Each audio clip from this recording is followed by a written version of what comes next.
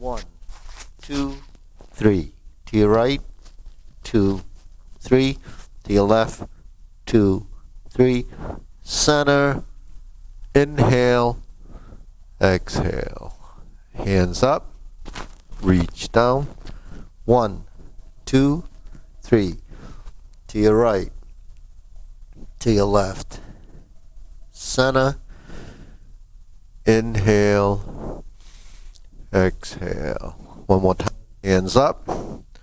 Reach down. 1, 2, 3. To your right.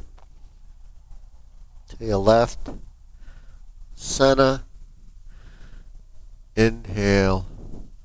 Exhale. Okay, hands and waist. Circular movements. 1, 2, 3, 4, 5, 6, 7, 8, 9, 10, 1, 2. Reverse. 1, 2, 3, 4, 5, 6, 7, 8, 9, 10, 1, 2. Center cross. Knees.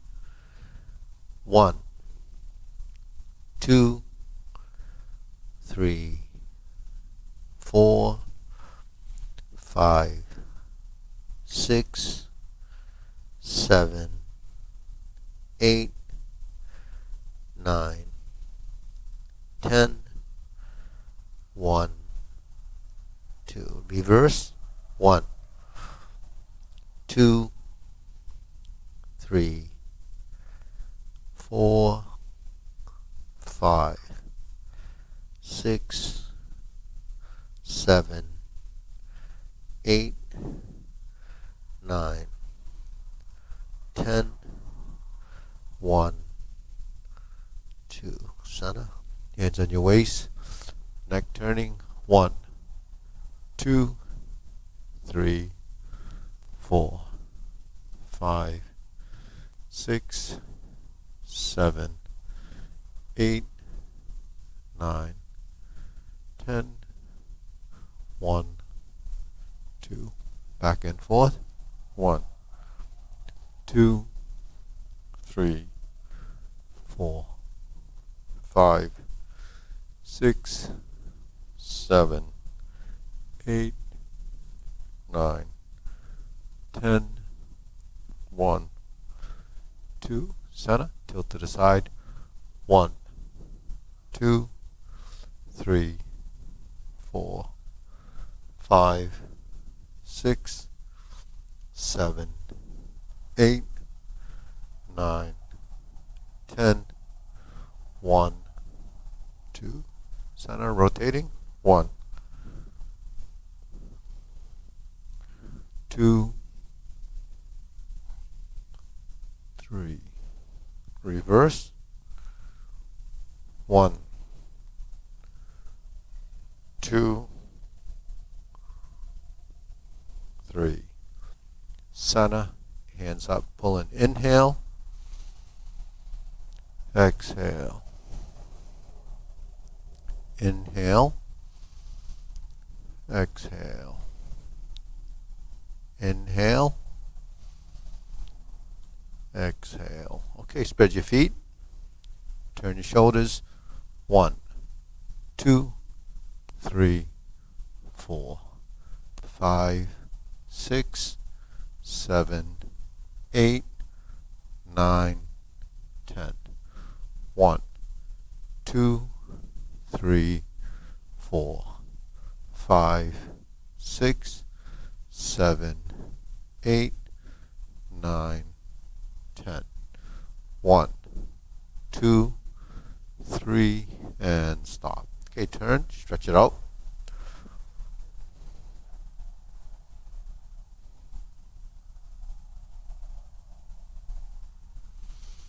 Switch.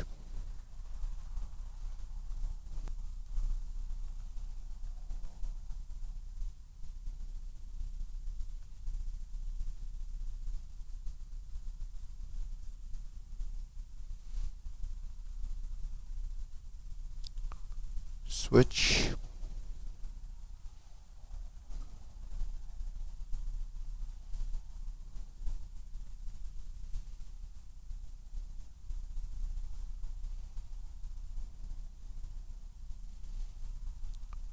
Switch.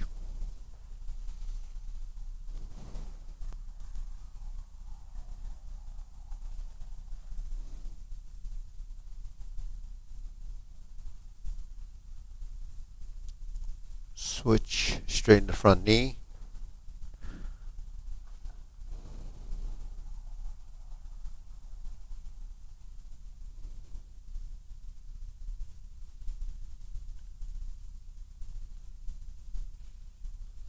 Switch.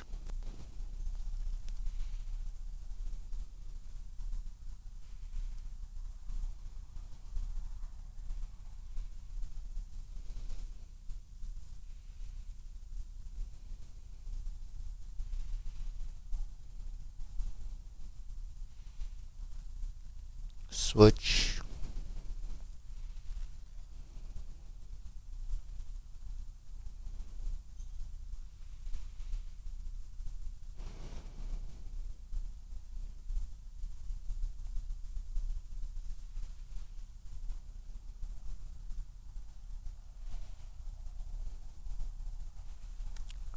Switch.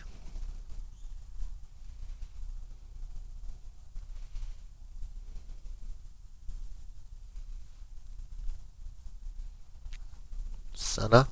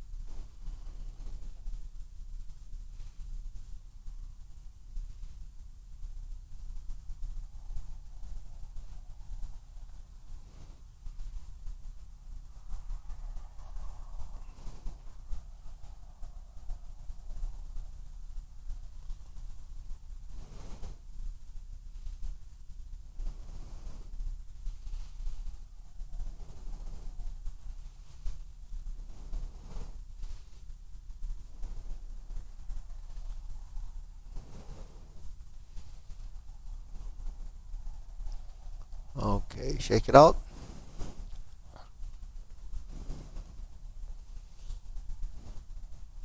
Okay, deep breathing. Inhale. Exhale. Inhale. Exhale. Inhale. Exhale. Okay, shoulder roll.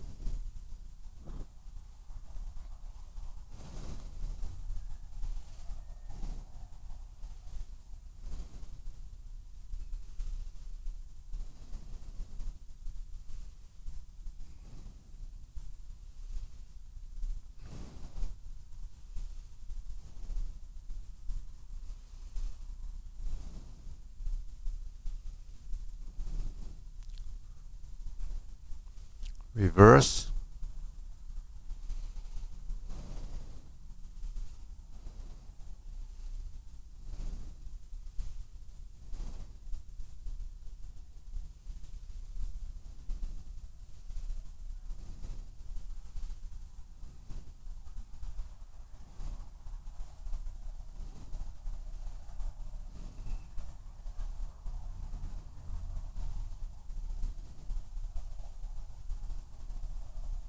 Sana. Okay, press, release, exhale, inhale.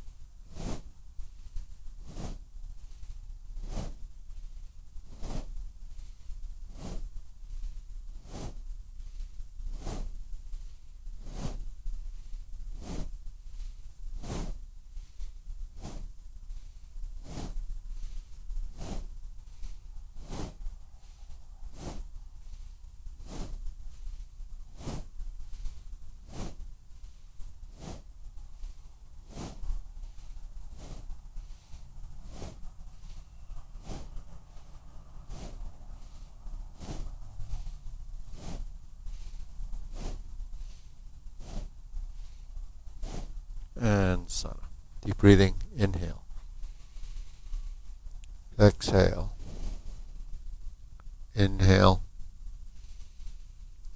Exhale. Inhale. Exhale. Okay, wrists.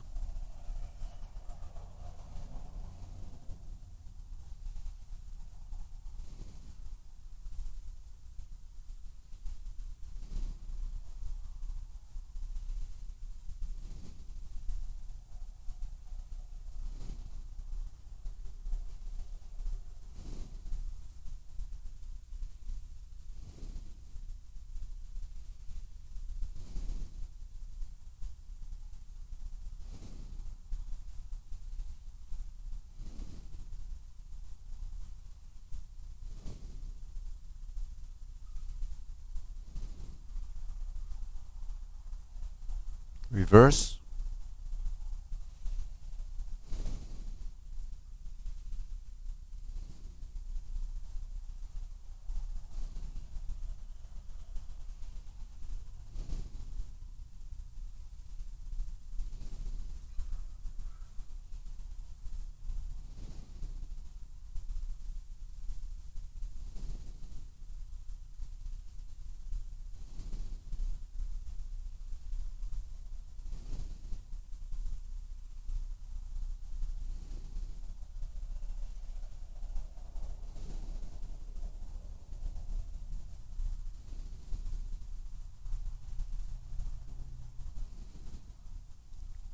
Okay, palms down. Bigger circle. 1, 2, and up. Okay, 1, 2, 3. Okay, continue.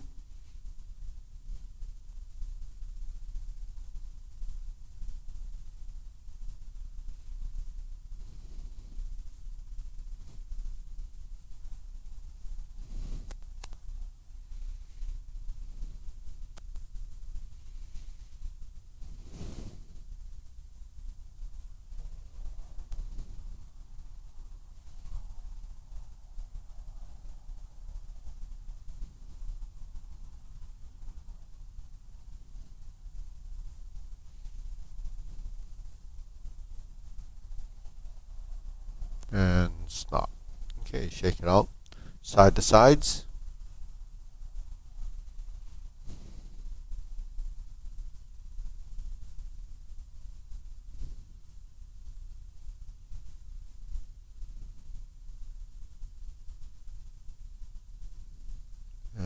center. Okay, lift.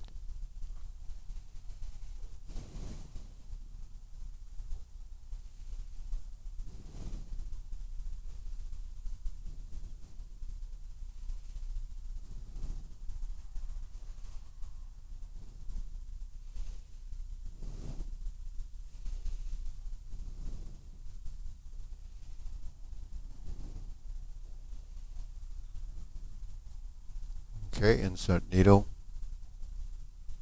Okay, down and up.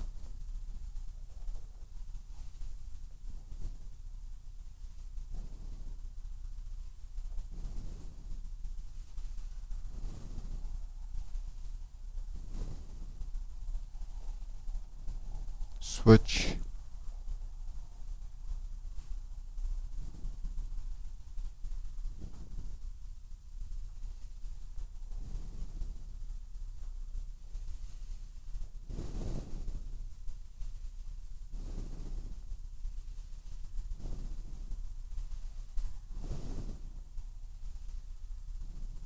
Okay, shake it out. Deep breathing. Inhale. Exhale. Inhale. Exhale. Inhale. Exhale. Okay. Alternate.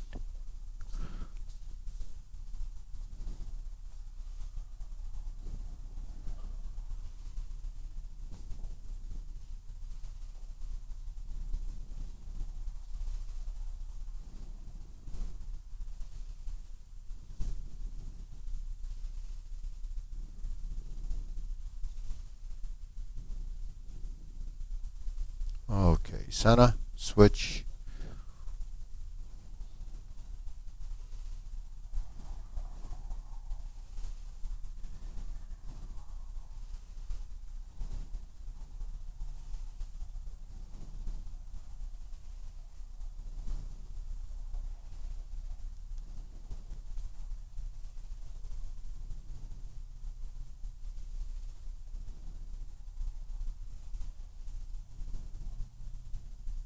And center. Okay, side to sides.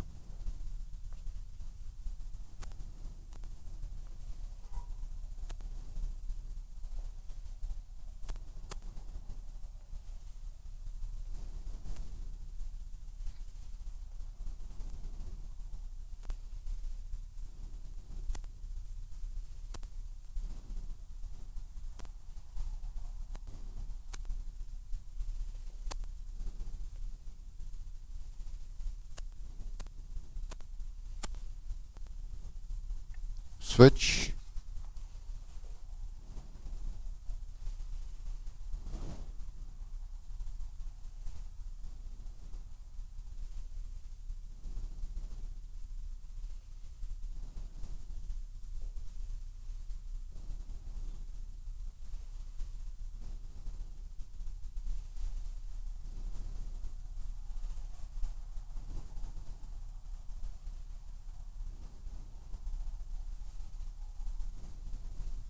And center.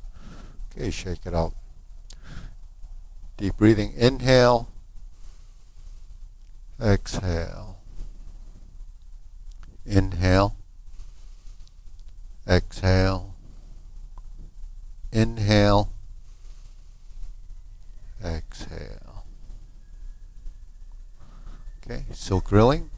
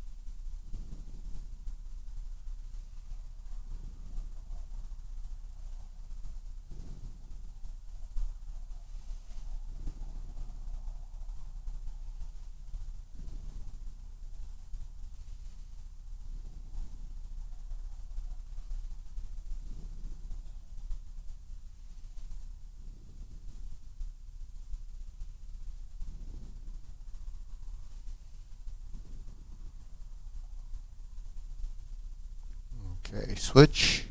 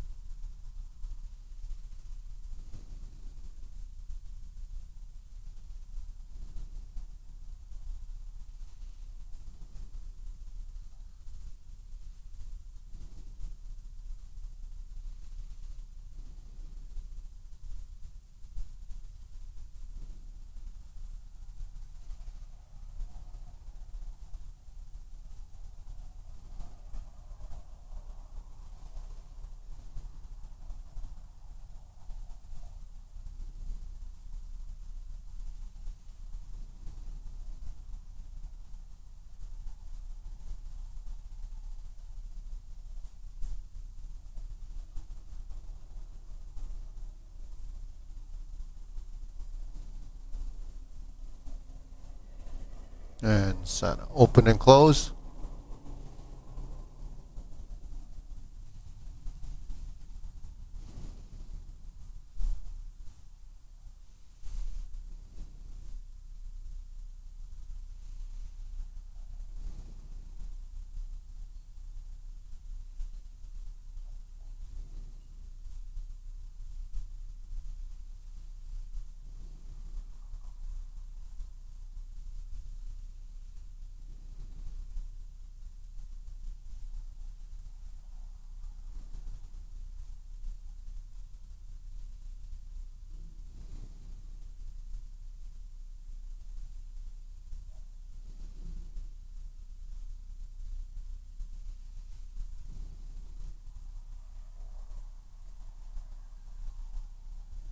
Switch.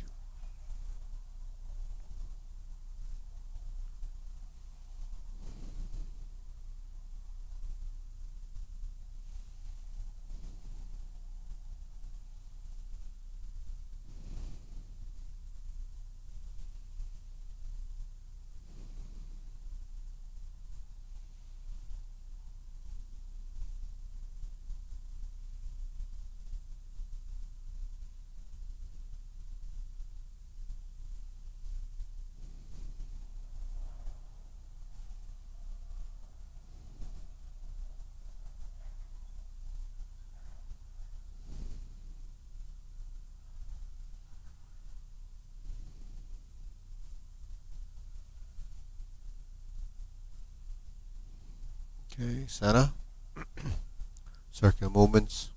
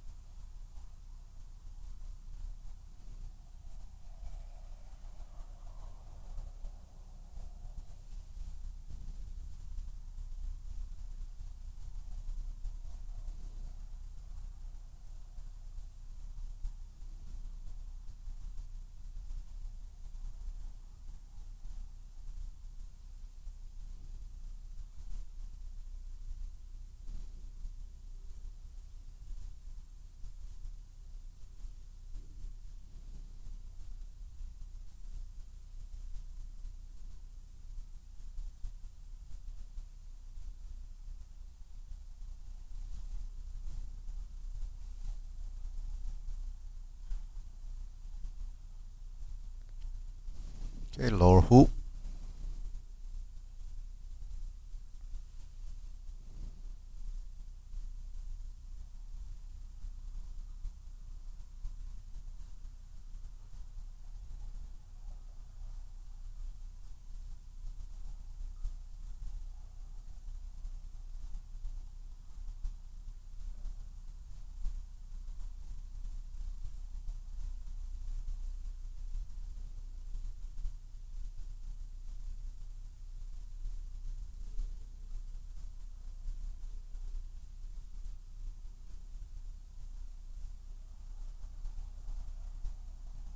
shoulder height.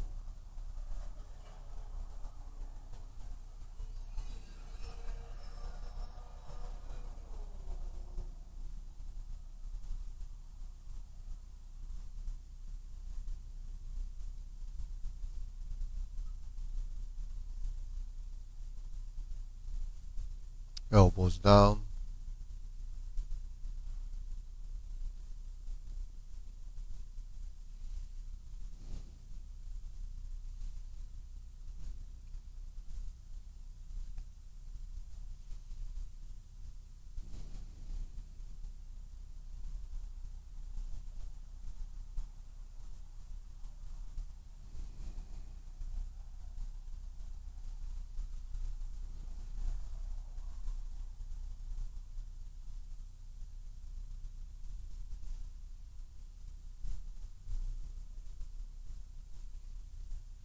Okay, lower palms down.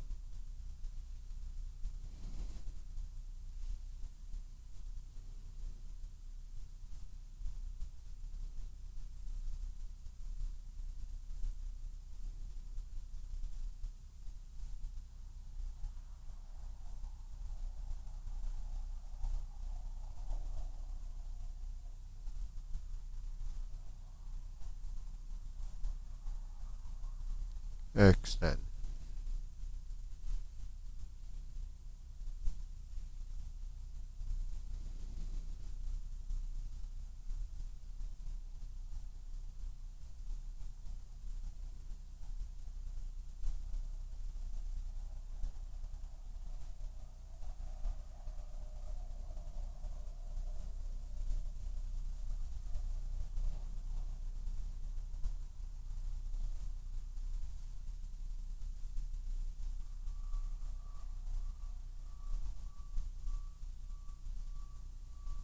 Okay, deep breathing. Inhale.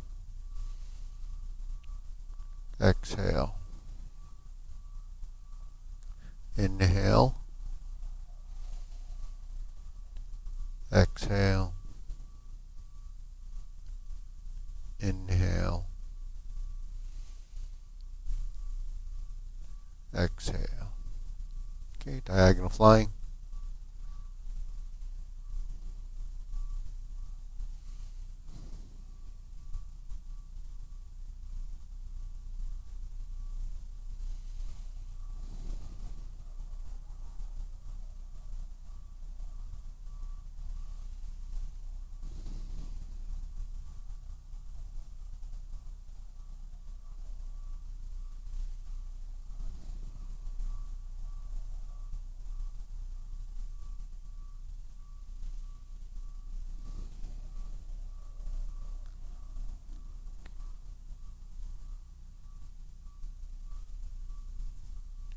Switch.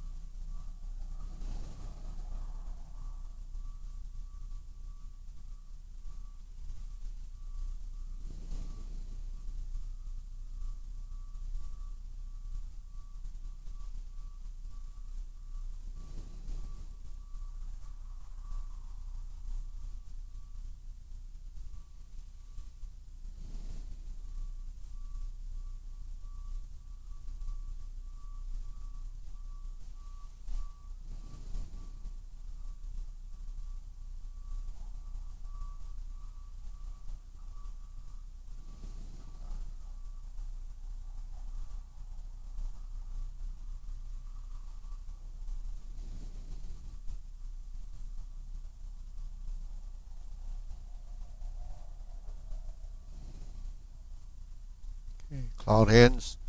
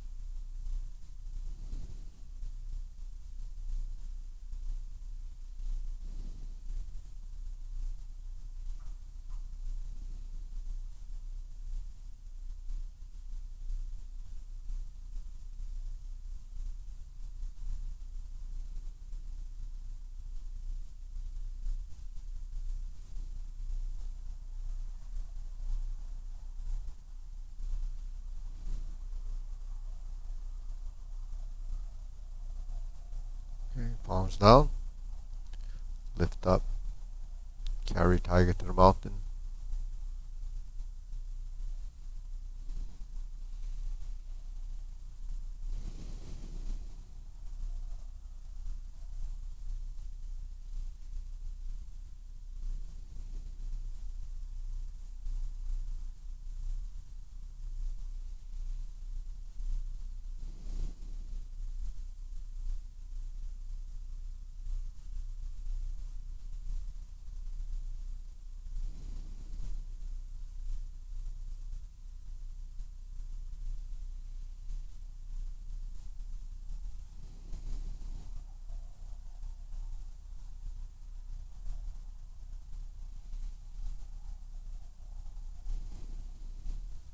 And Sana. Okay, infinity sign.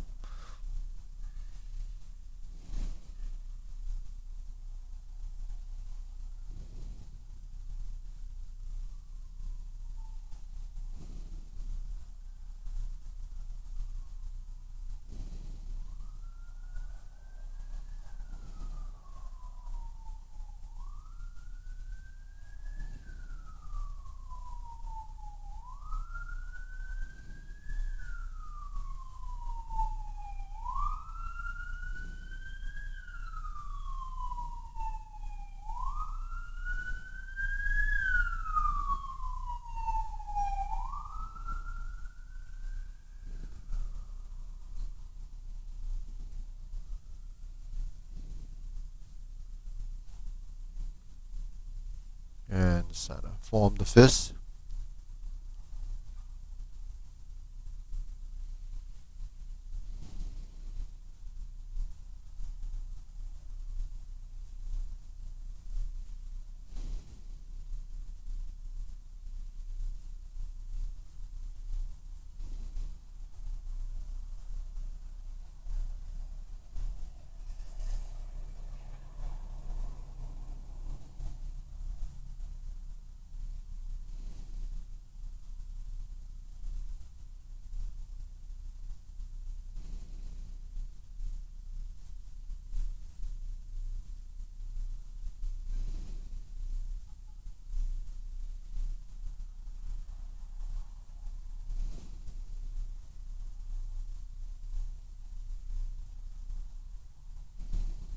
Okay, palms together.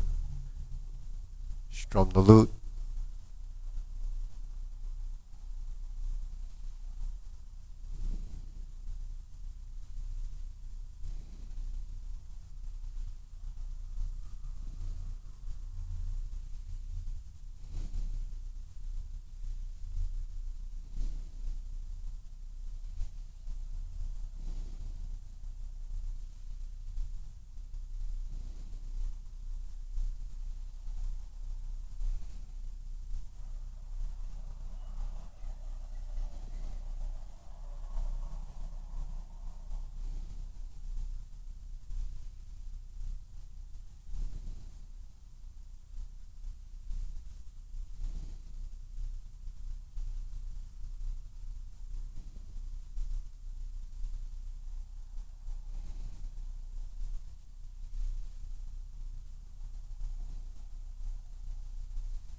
Turn, draw the bow.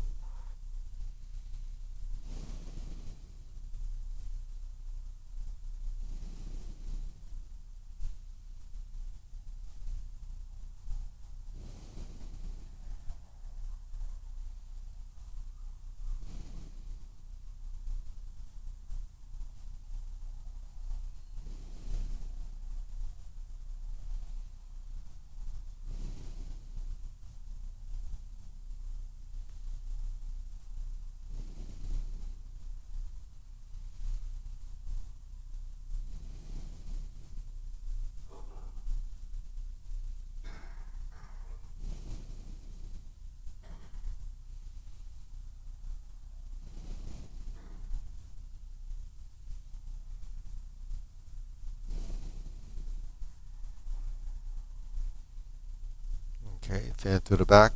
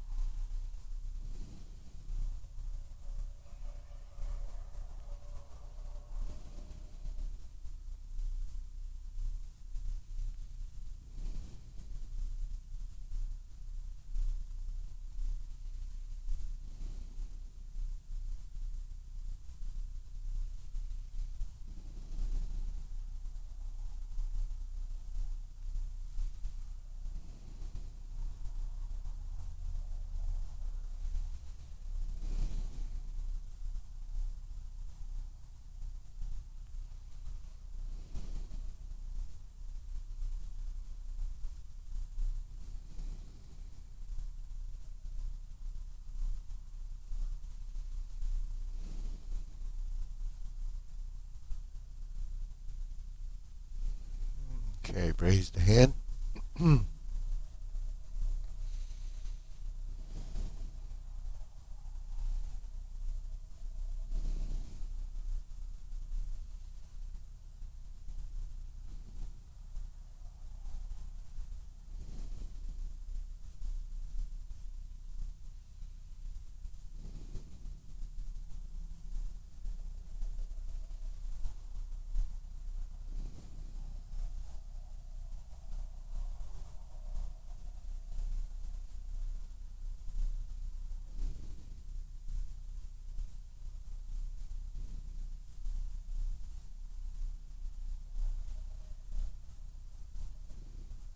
Palms down.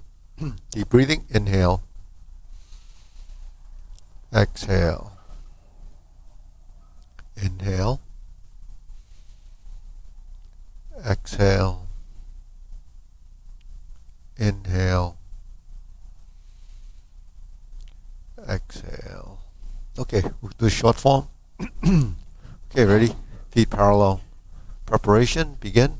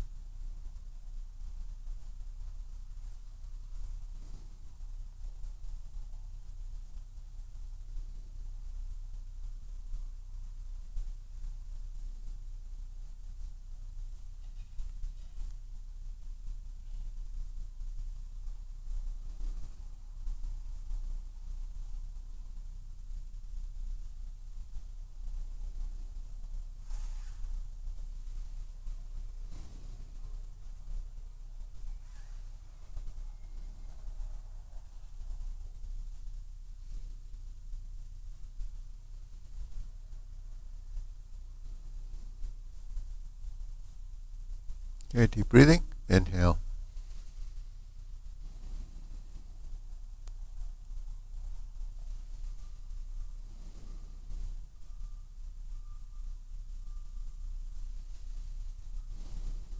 Okay, so let's pick up the form after the first set of cloud hands, starting with the kicks.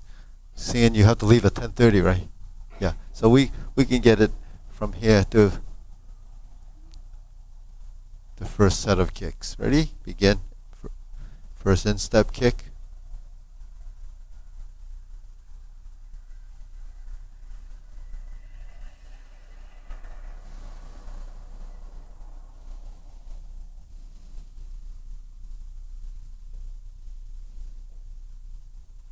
Heel kick.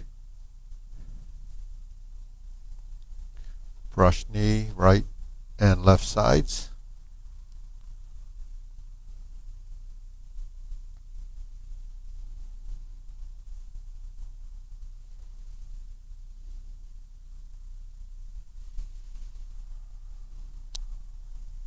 Step up, planting punch.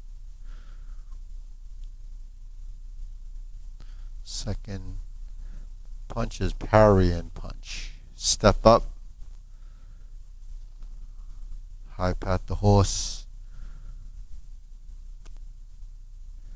Open the stance.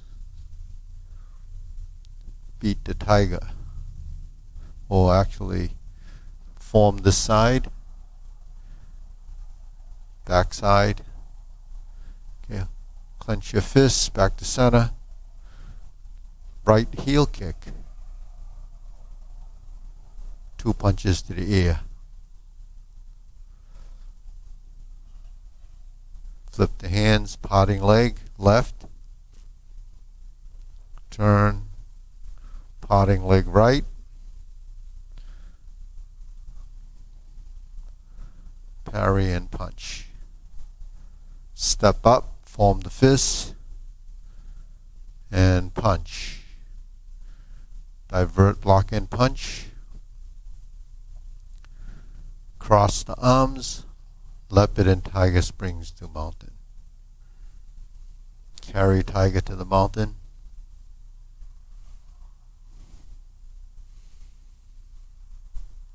Cross arms. Oblique, brush knee.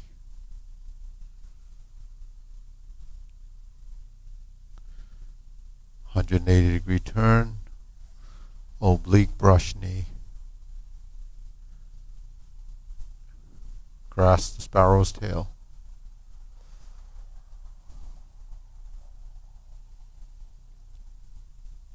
Single whip. Okay, hold and reverse the ball. Diagonal flying. Sit back, stroke down. Pot the horse's mane.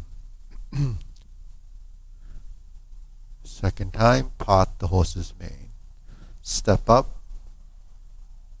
stroke down, left side, pot the horse's mane.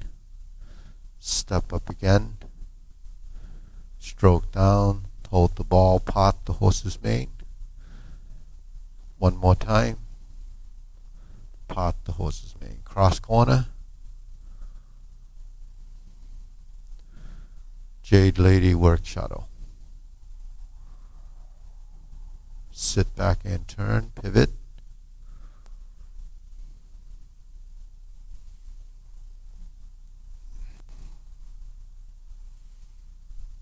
Stroke down, pot the horse's mane.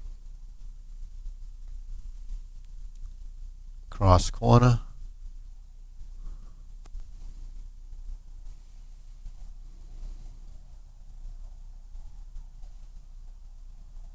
Turn, pivot, step, step, forward, back, and forward. Grasp the sparrow's tail.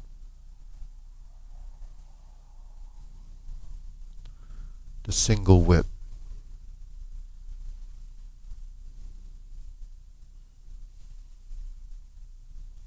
Cloud hand.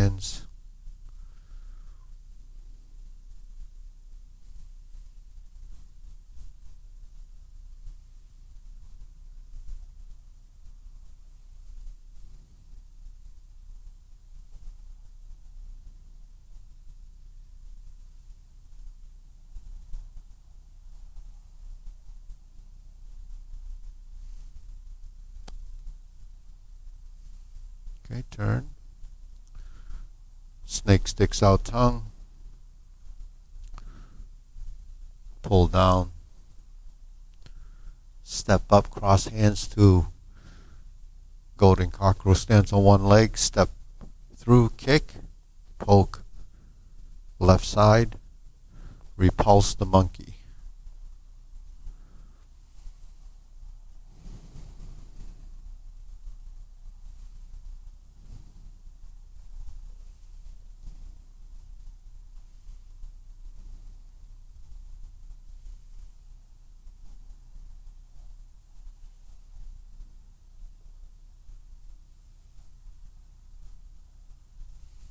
Neutral position, lower hoop, carry tiger to the mountain.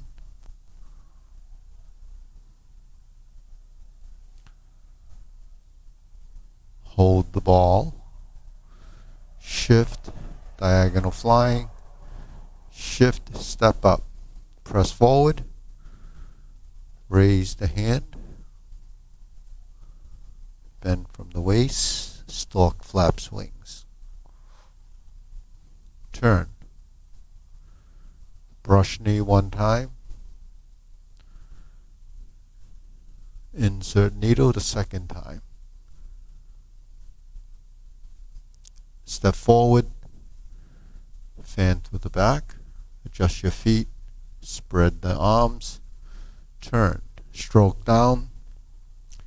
Parry and punch. Step forward. Form the fist. And punch. Divert, block, and punch. Step up again. Grasp the sparrow's tail. Single whip. Third set of cloud hands.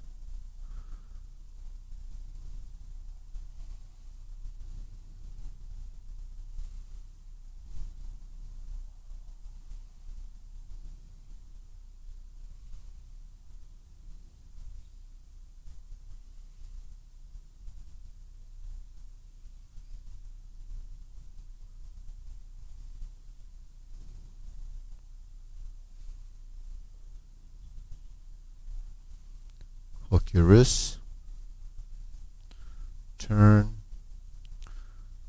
palm strikes face, turn, single lotus. Brush knee and push left, step up, punch down to crotch, step up to grasp the sparrow's tail. Forward, back, and forward. Hook your wrist again, single whip.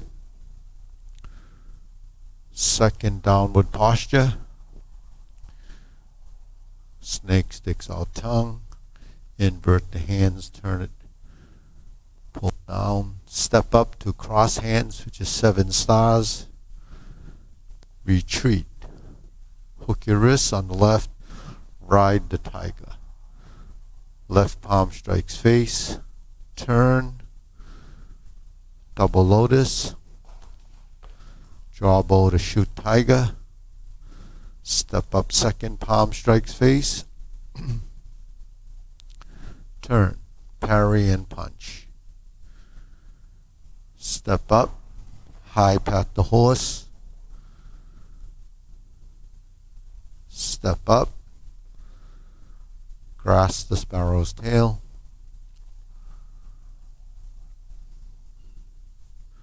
Hook your wrist to single whip.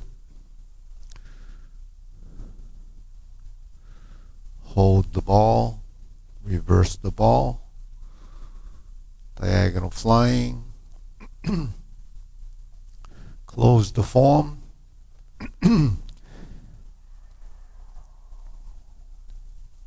Deep breathing.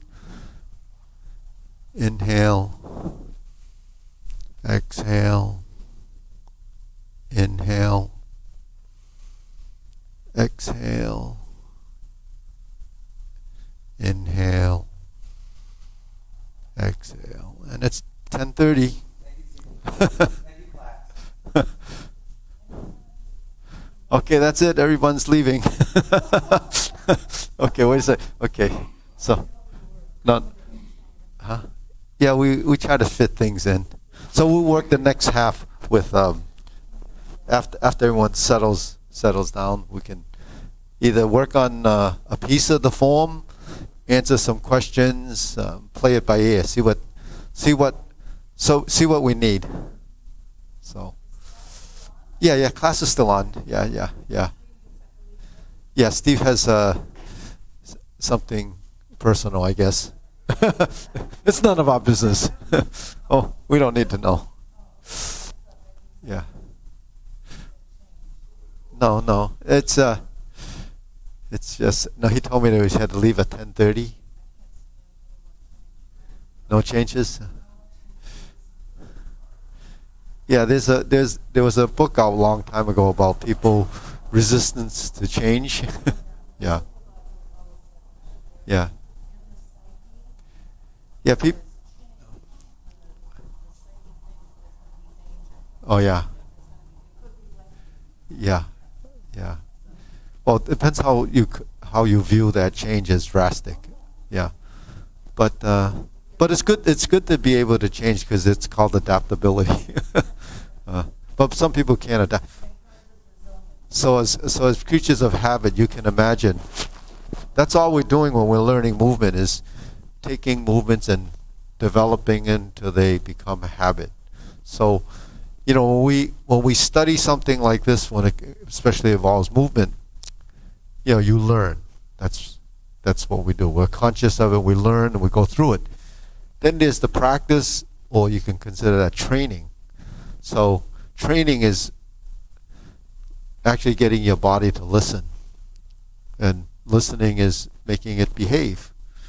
That's what they do. That's why they call it dog trainers. They they teach the dog how to do certain things, and it becomes kind of habitual, and and they have to obey. So what do we have to do? We have to get the body to cooperate.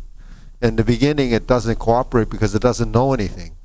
So we go through the process, and that's what's pretty amazing is that as we begin to open up our mind to learn different things in the form, then you start to discover over time the nuances. Because our skeletal structure, which is really what we're controlling, has to be manipulated. The manipulation of skeletal structure is say when you lift your arms and you let go by releasing the shoulders and sinking the elbows, it really is an idea. And as we start to sink the elbow, relax the shoulders, everything involved in that motion starts to become, part of the total movement.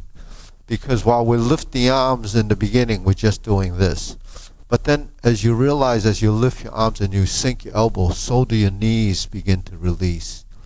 And if the knees release, then your shoulders and arms will start to fold. And then your hips start to fold. And as you begin to sort of seat the wrists as a press, which creates a different intensity in the palm of your hand, the heel of your palm, then so does your feet start to connect with that. So we call this the heel of the palm. And we know that we have a heel on the feet, the foot. And we also have fingers and toes. So those parts actually start to connect too. So everything that we're doing is throughout the whole body, systemic. When one part moves, it all moves. When it appears to be still, everything appears to be still. But what doesn't stop is the mental side of it, the consciousness, emotion, and that's sort of what meditation is. You're in the moment, and you can focus on that and get the body to do that. So things that we have to be aware of is that the body can turn, because we're dealing with space. Space is three-dimensional. So we turn to the right or we turn to the left. That's a constant. The forward and back is a constant. The lifting and sinking is a constant, because there's balance in the relationship of the whole body. And when that begins to happen, your body becomes more intelligent. It starts to learn, and once it's figured it out, it becomes innate. It just happens over the course of whatever you're going to do. So twisting of the waist has to be it's in everything. You can't avoid the side of twisting of the waist because you can't connect the upper body to the lower body without that relationship. And it's very important for that to happen, because otherwise it's going to be upper movement and lower movement, and they really don't, work together for that balance that we're trying to achieve. And that balance is a right-left relationship, upper-lower, just like when we swing our arms. They work like this. It doesn't work the other way. It doesn't, however the other way is. I don't want to think about the other way. Yeah. So the other way is like this. When you're walking, we walk like this, right? We cross, cross, cross. This is what it's like when we walk on the same side. It doesn't work, because even though we don't see the fact that we're twisting, if you're looking to the center, then everything is kind of turning. So your shoulder does turn. Your shoulder does turn. Now, the shoulder turns as a function of your spine's rotation. But if the core and the torso is very rigid, then you're not going to get the twist, but you're going to get the arm like this. And you might try to swing your arm in, so then if it's not the torso, then it's your arm. You see? Yeah, so, some of those people that are doing it faster might be doing it as an exercise. I'm saying, normally if someone walks through the office or something like this, you're going to think they're a little strange. But when they're outside and they're wearing some exercise gear and they're doing something like speed walking and they're walking with their knees stiff, whatever, that's something that, they've picked up as an exercise to focus on a specific group of muscles. Like walking backwards is one of the things that people do. In fact, when I used to play volleyball, this was decades and decades ago, one of the things you do is you jump rope backwards, skipping rope backwards, because there's a lot of jumping and moving involved. And when you do that, you train your body to respond differently.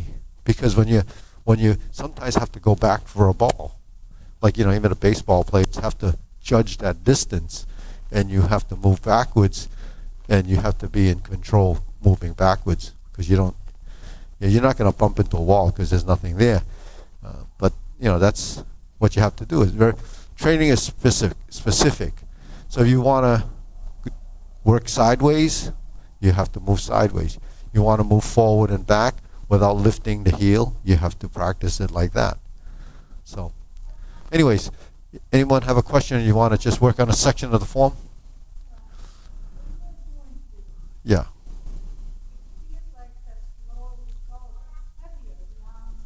Yeah.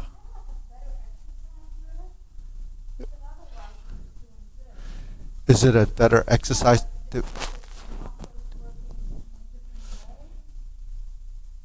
So the muscles work differently if the intent is different.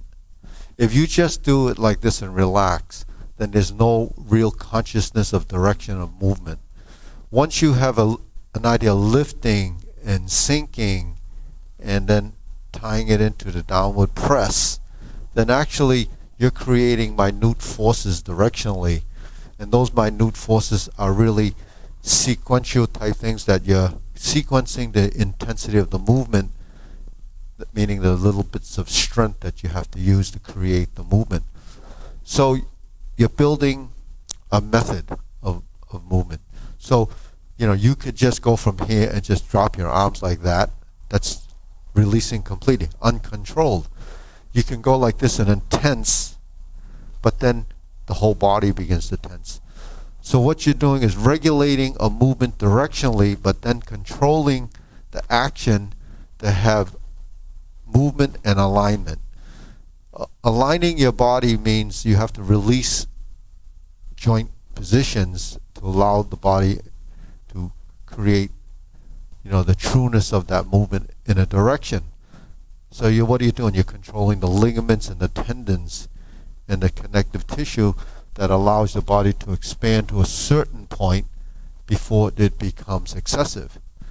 And then, the whole process is doing that. So as your body becomes more and more relaxed, as you lift, then your movement actually is coming from the lifting of your spine. And then the sinking of the elbow, where the knees begin to sink, then your spine starts to curve. So that means hollow the chest. And then once you start to reach an extended movement, then your body starts to elongate again.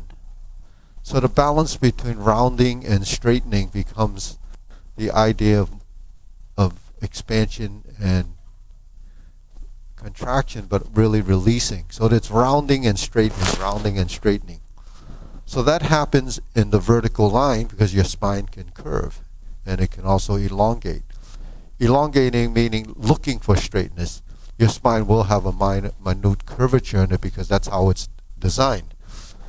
Now, if you turn this way and you move, then there's some hip shifting. Yep.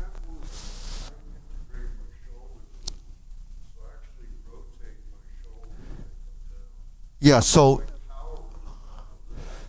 when you start to do that and you, yeah, but the rolling also is a minute lifting, simply because your shoulder girdle, the clavicle area, there is movement. So for the shoulder to make the upper circle and the lower circle, it's really your clavicle bone and your shoulder blade area moving up and down to create the circle. That is another level of integration, because as you start to create the circle is not, it's an appendage. It's not just your hand. It's created by this whole piece that's connected to here. So that, additional movement is actually an additional level of skill, because your body has, picked up the relationship of that rotation. So when you do that, not only are you creating the backward movement and the downward side, the circle goes two ways, right? So when you do this, that becomes your shoulder stroke. In Tai Chi, we have four energies: ward off, roll back, press, and push. Shoulder stroke and elbow stroke. Shoulder stroke is when your shoulders are doing this. Elbow stroke is when you're doing this. So whenever you do a movement, those are actually more of the apparatus that you would have to use as functionality. But, when you go like this, you say, well, I don't really do anything like that, but what about if you were to lean on a wall or just put your hand on a shelf? You could see that that's a position. Because if you didn't have that there, you would be leaning on your shoulder into the wall like this. But how about when you drive your car and you put your arm out the window like they used to do before we had air conditioning, you would do this, right? That's a position. They don't do it anymore, but they used to use hand signals. They don't do that anymore because people are confused enough. They can't make a right or a left with the because they're not doing Tai Chi anymore. So it's counterclockwise, clockwise rotation.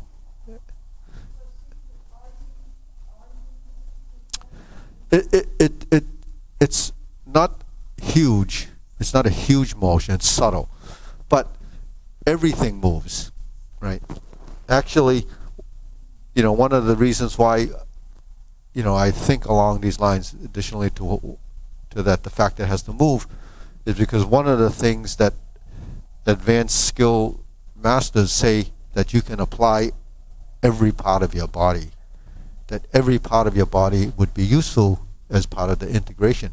So what is a shoulder stroke? What is a elbow stroke?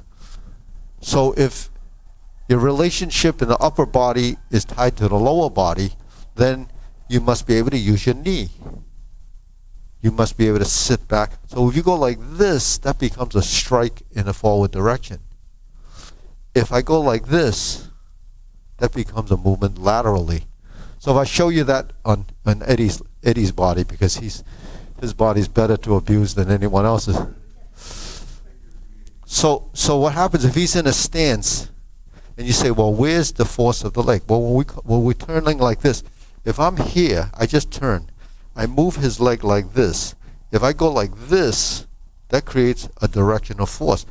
If I'm here and I push into his knee, that creates a directional force. That actually disrupts your opponent. But your knees do fold and they do work. That's functional, but skiers bend their knee forward too, right? They ski it because you can't be sitting back unless maybe you want the tips to go up.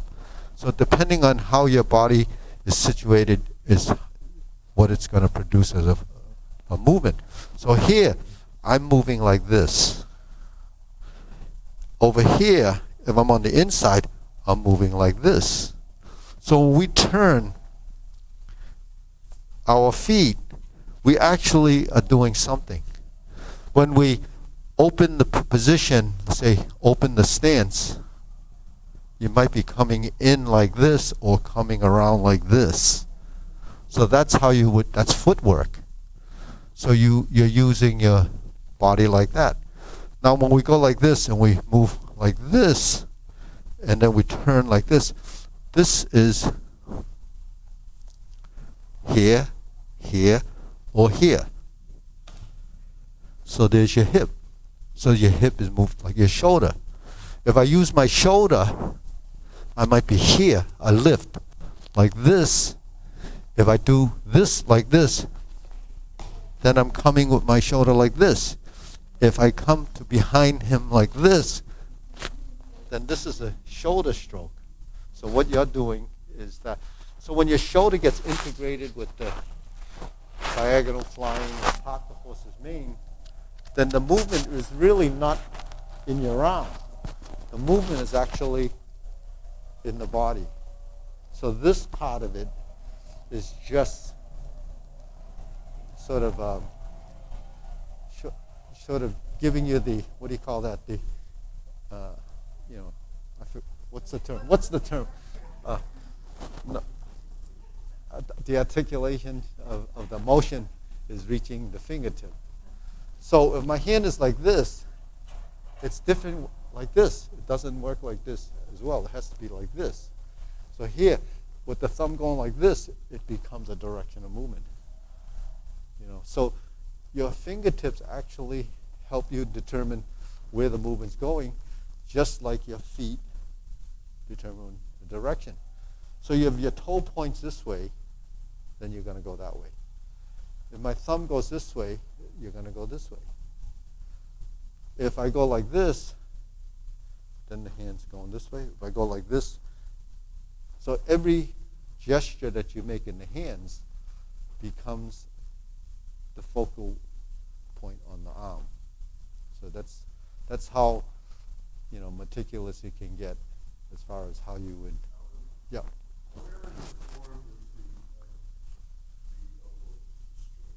The elbow stroke is in any elbow dictates direction of movement. So any is this one an elbow? Yeah, because here we see this as a shoulder.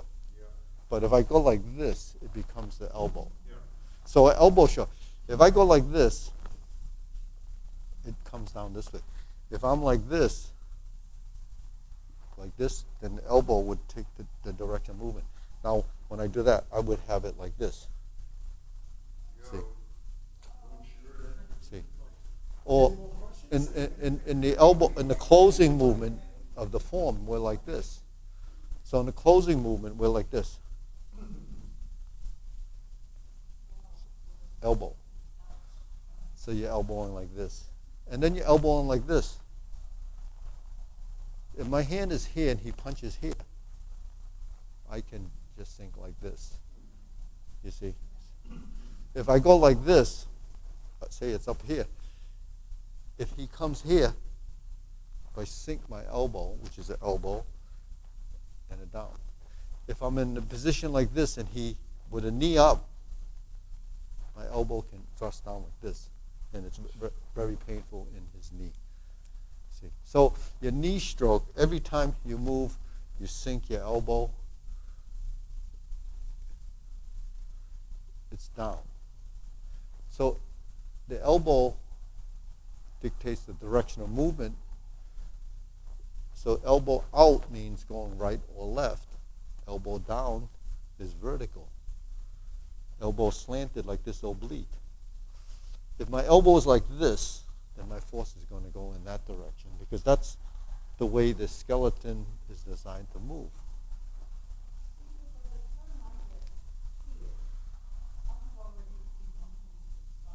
You already what? Right.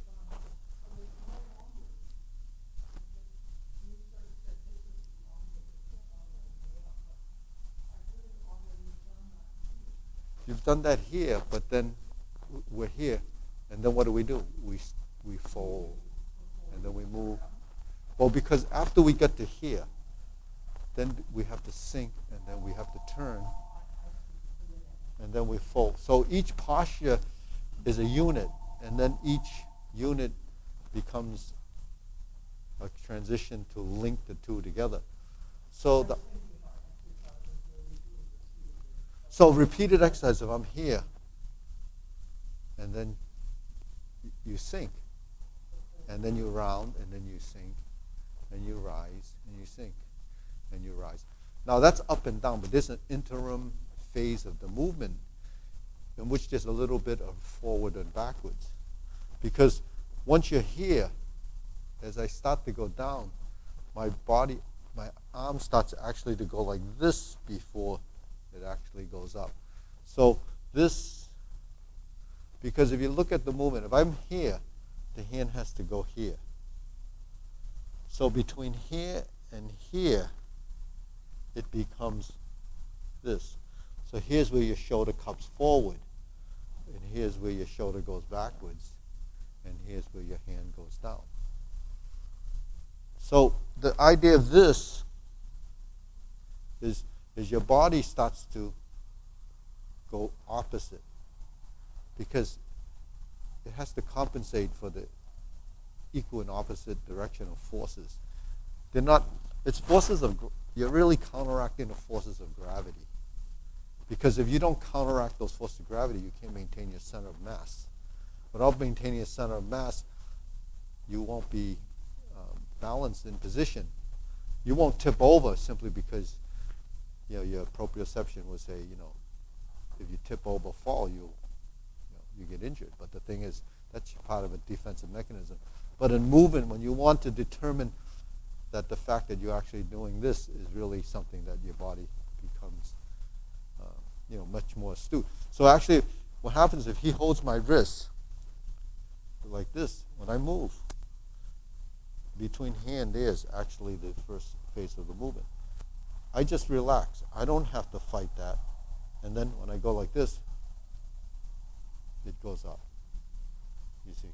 So the fact that this is here and my wrist does this, see, if he holds it tight, my wrist will go fold. I don't lift this, I fold this. And then if I turn it this way, then I'm here. If I go like this, so I don't actually resist any movement. The body yields because if I'm here and he pulls, I just relax. I don't have to resist that. If he pulls and I tense, then he has something to pull on. But what does he have to pull on when this happens? It's just, see. So when he pulls, it comes to him. See. But if he comes to him and you don't want to kiss him because we're good, then you go like this. you do a bow. You get a headbutt. It's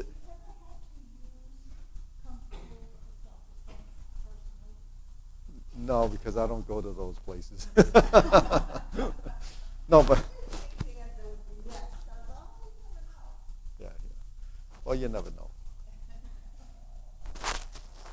Not on camera, you're not going to say. But anyways, no, it's a passive art. Actually, the application side of it isn't the most important thing. The application side of it is what a lot of people are sort of fascinated with, because it's, how does that happen? So it's it happens because of body mechanics, leverage, and the physics behind what happens all around us. But the human body is kind of, it's kind of stupid. My teachers call them stupid hands.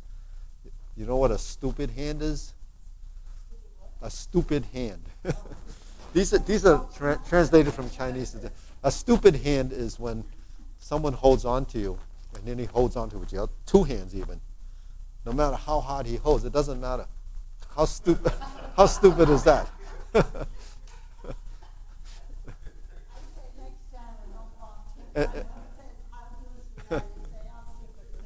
But that's a joke. No, but it's true. It's true.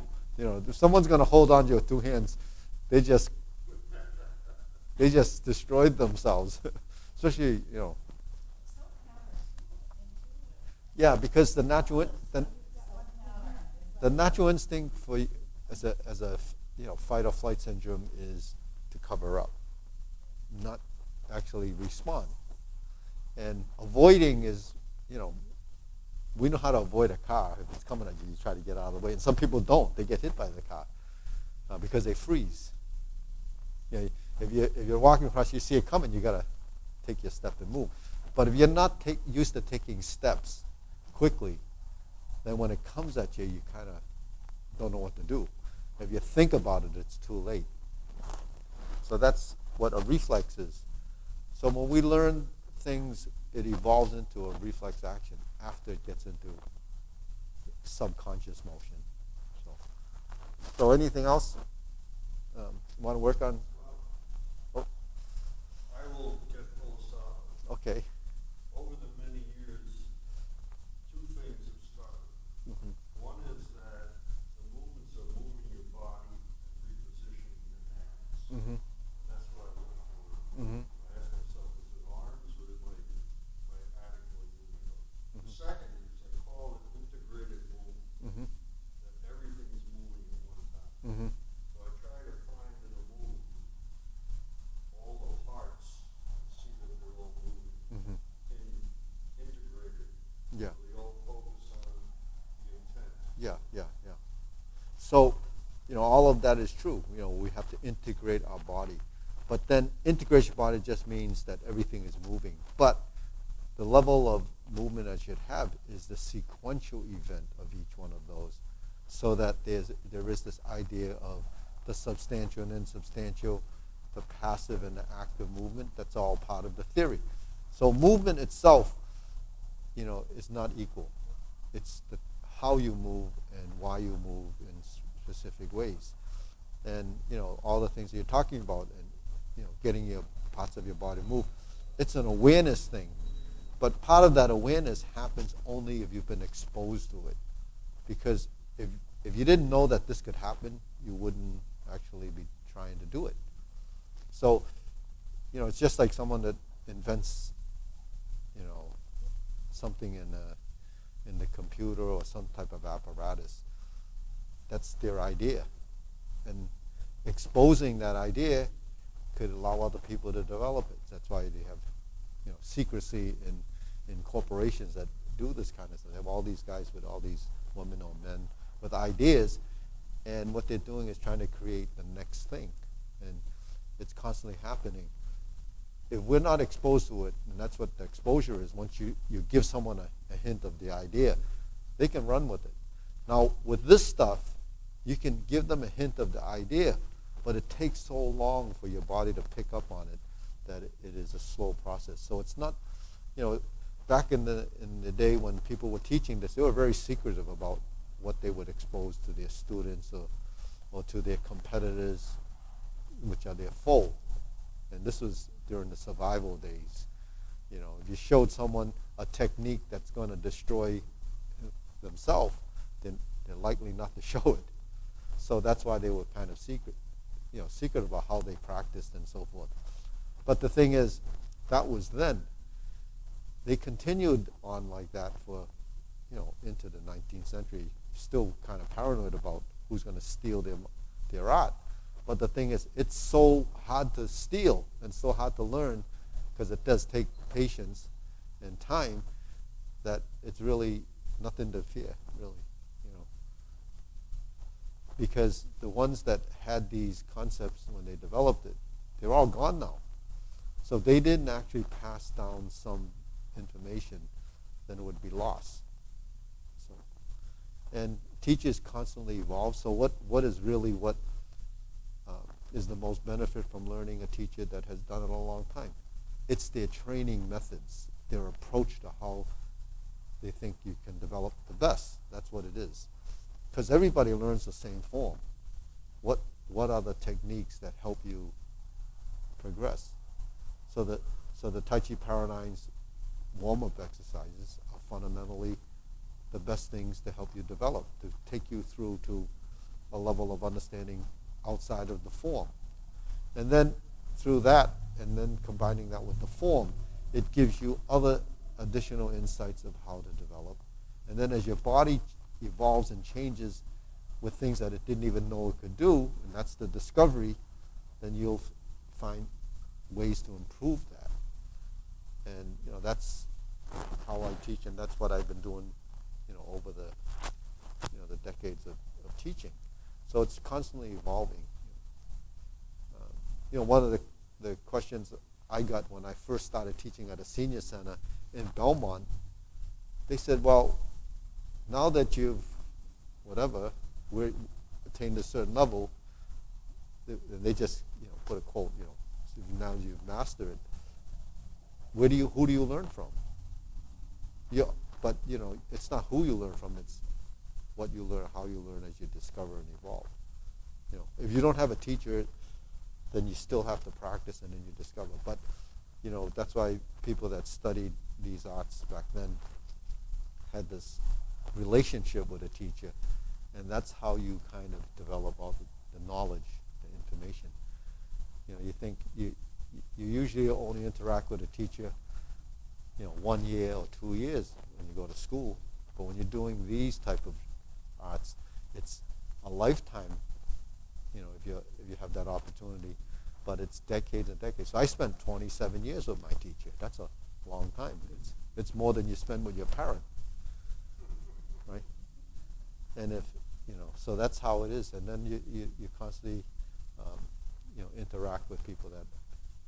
I consider martial arts creative.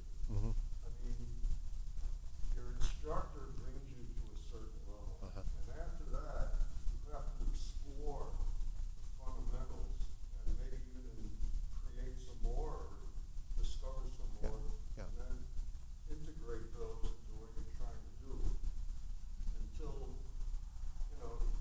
you've moved up in the sense of what your understanding is and how it's working for you. Yeah. For instance, the exercise we do like this. Yeah.